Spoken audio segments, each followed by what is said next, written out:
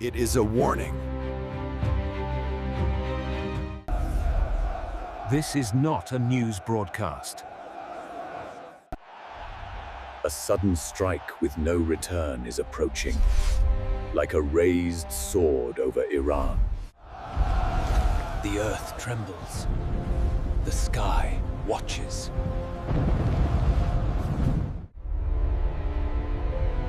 And the region stands on the edge of ignition. 0 hour is no longer a possibility, but an appointment advancing with the weight of judgment. One spark is enough to ignite the Middle East and open the doors of a time with no return.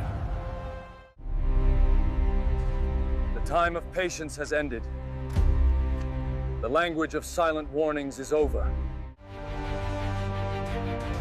Hesitation is no longer wisdom. It is political sin.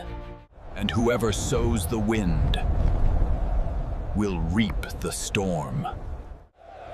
This is not a threat. It is a scale being recalibrated. The hour of reckoning has come! And whoever does not hear the sound of the alarm now will hear shortly.